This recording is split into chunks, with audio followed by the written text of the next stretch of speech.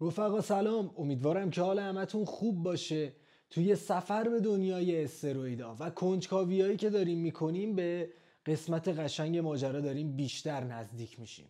میخوایم با دسته‌بندی استروئیدا بیشتر آشنا شیم. لایک و سابسکرایب یادتون نره.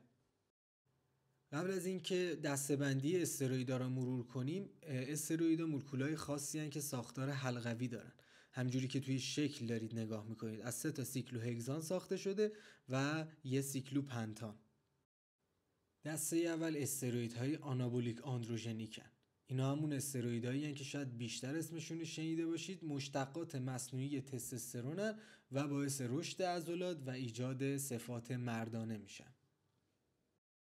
دسته دوم کورتیکو استروئیدان.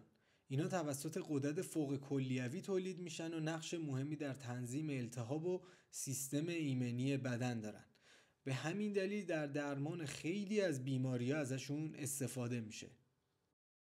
دسته سوم هورمونای جنسی که نقش کلیدی در تعیین ویژگی‌های جنسی و تنظیم فعالیت‌های یا فرآیندهای تولید مثل ایفا میکنه.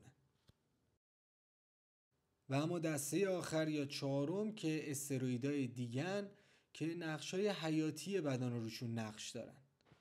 تو این قسمت با 4 تا دسته‌بندی استروئیدا آشنا شدیم. یه دور با هم دیگه مرورشون کنیم. استروئیدهای آنابولیک آندروژنیک، کورتیکو استروئیدا، هورمونای جنسی و استروئیدهای دیگه. توی قسمت‌های بعدی بیشتر راجع به جزئیاتشون با هم دیگه صحبت می‌کنیم.